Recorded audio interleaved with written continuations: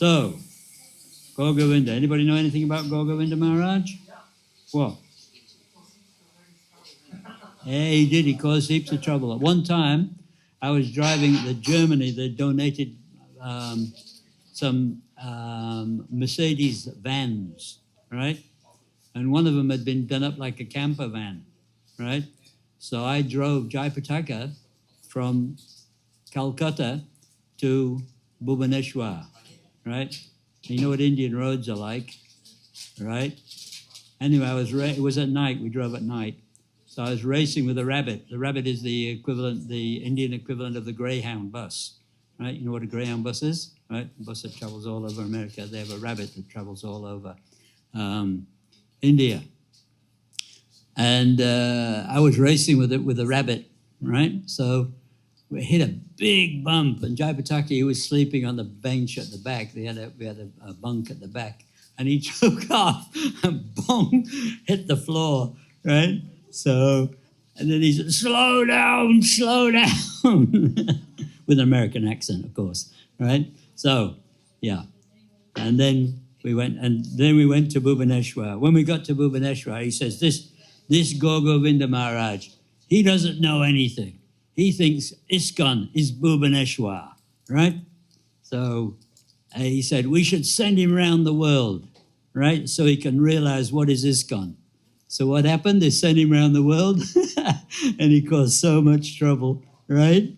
He was initiating people left, right, and center. All these people have fallen from fallen gurus. They all took reinitiation of Gour Govinda Maharaj. And then he sort of, he finally left his body in Mayapur. You know how he left his body? You heard that one?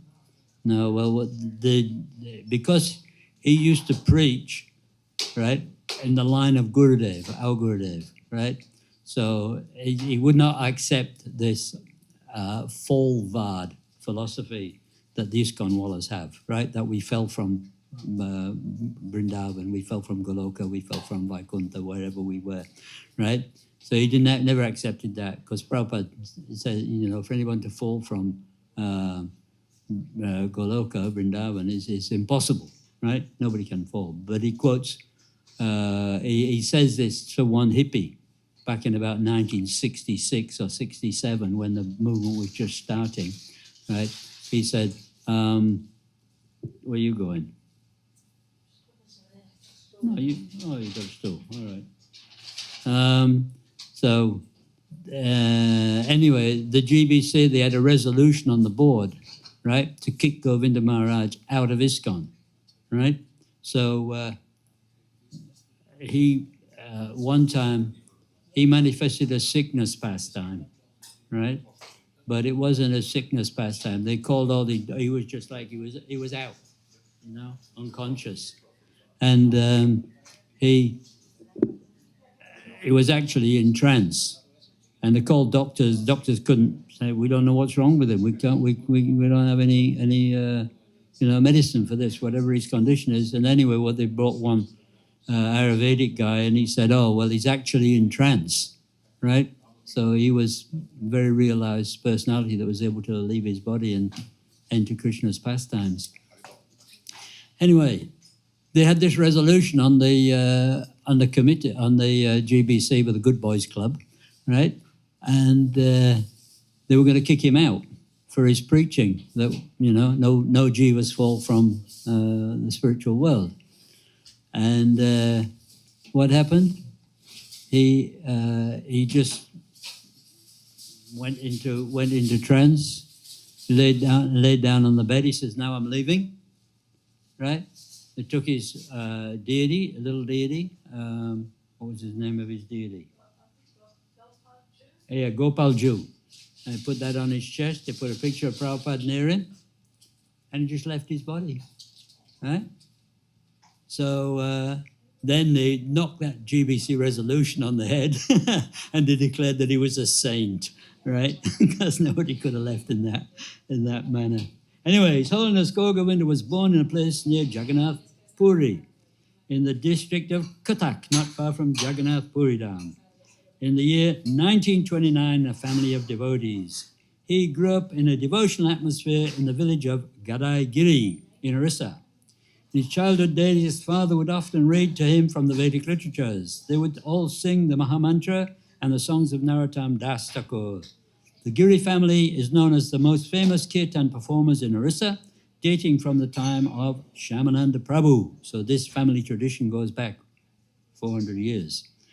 The Giri family, up until this date, is recorded in the registers of the temple in Jagannath Puri, where the king of Orissa 300 years ago wrote that the kirtan party of Gadaigiri should come and perform kirtan for Lord Jagannath whenever possible.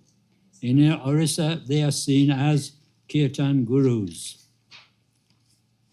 So I don't know if you ever heard any of his kirtans, but it was quite, when he'd get off in these Orissa kirtans, it was very difficult to follow him.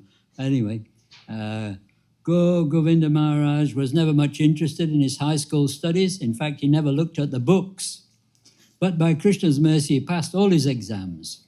He would rather go Harinam from village to village with his uncles, and regularly they would hold Astapraha Kirtan, 24-hour chanting. By the age of 8, he had read the entire Bhagavad Gita, Srimad Bhagavatam and Chaitanya Charitamrita, and could explain their meanings as well. In this way, he was brought up with the chanting of Hare Krishna Mahamantra, the study of Vaishnava literatures and Sanskrit, and the worship of the Supreme Lord, Gopal Ju, known locally as Gopal Jui. Who in a wonderful way came to the village of Gadaigiri from Vrindavan Dham approximately 300 years ago.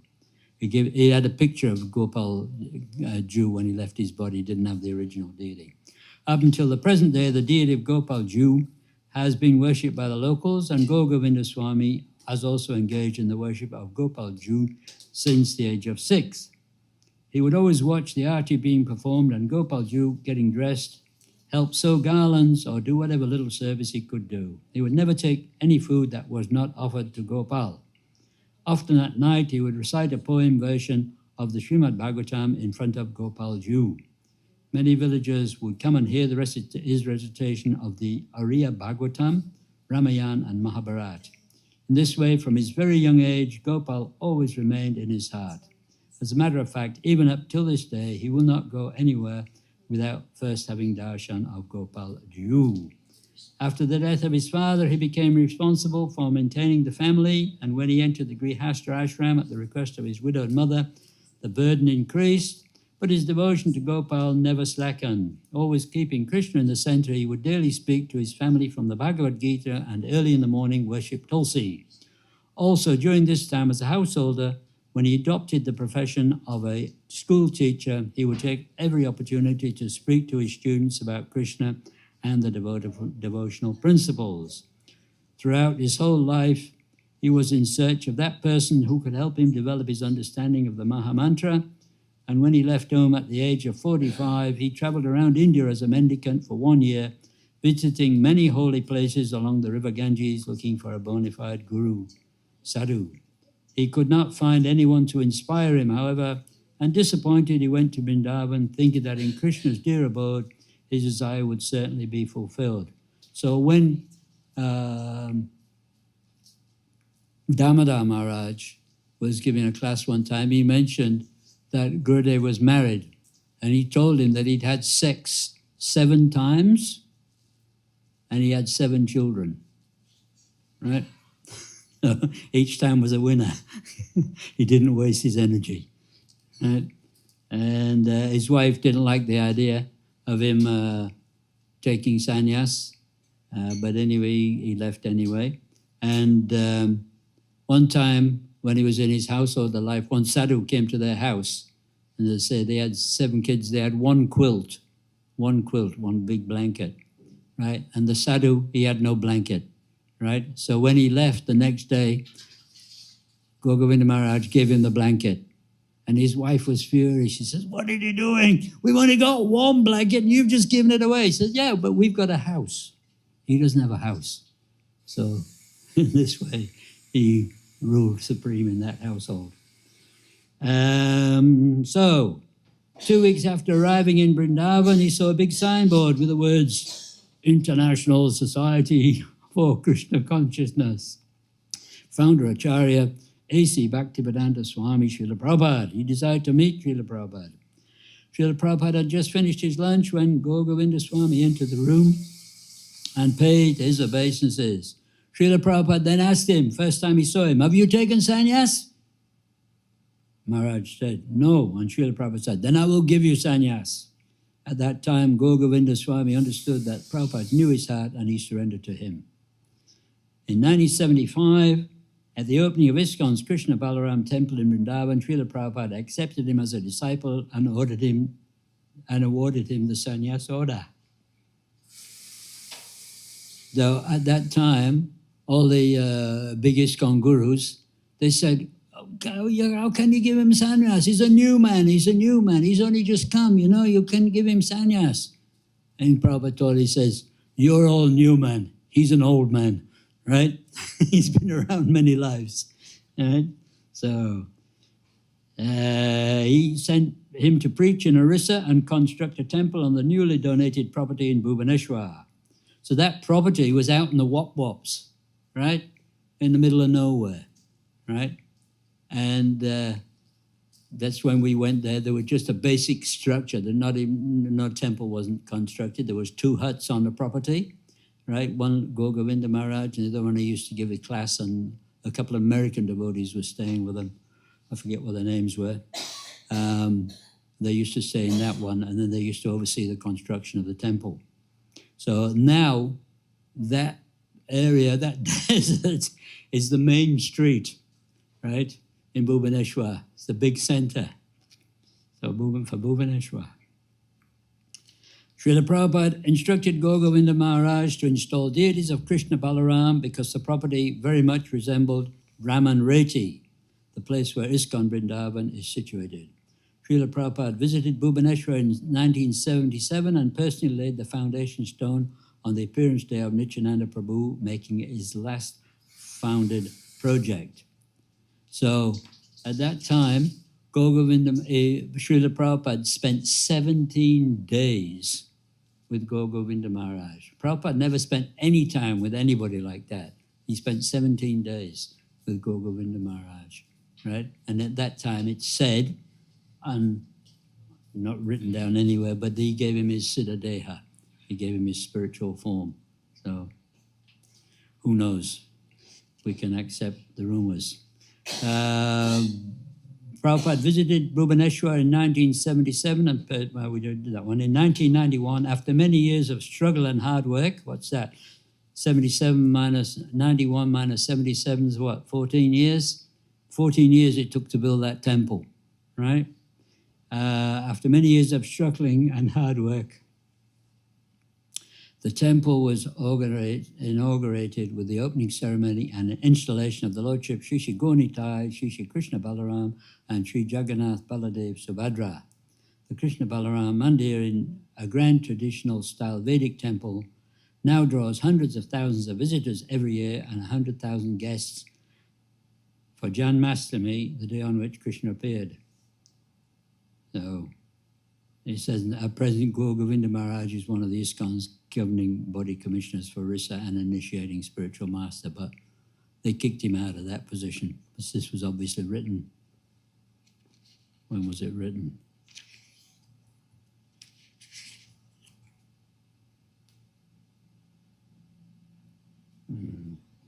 It was 1994 was written. Anyway, any comments, questions, queries? When he left his body, when he chose to leave his body, Yeah. I heard he left because Prabhupada instructed him to always stay within ISKCON, right? And to follow ISKCON. But when ISKCON made the announcement that the soul falls from Vaikuntha, And it has to be official philosophy. yeah, It has to be accepted by everybody. If you're in ISKCON, you have to accept that philosophy. That's part of their rules. But this is not a praman, Balaram. We can't follow this. So he was in the dilemma. How was he going to follow ISKCON when they're propagating this theory, right? And then follow Shastra. So obviously he was following Shastra. He was following the proper Vedic praman. So therefore, I guess he was very conflicted, so perhaps that's why he also decided to leave at that time, because he couldn't stay in ISKCON, couldn't follow ISKCON. Right. But his order was from Prabhupada, don't leave. Follow Prabhupada's instruction. Right. So one time also he came to visit Gurudev, Srila Gurudev, Bhaktivedanta Narayan Maharaj, when he was in Bhubaneswar, and with one disciple. And they had some conversation. Unfortunately, that's not recorded. But at the time of his departure, or before his departure, then he told his disciples, who shall we go to? You can go to Narayan Maharaj. So you see in this movement, many of the sannyasis and the people, Prem Prayojan, for instance, he had a lot of association with Gour Govinda Maharaj, Vaikanas Maharaj. I think all these persons, they all came. What's the black one called? Black sannyasi, England. Huh? Ashram, yeah, Ashram Maharaj.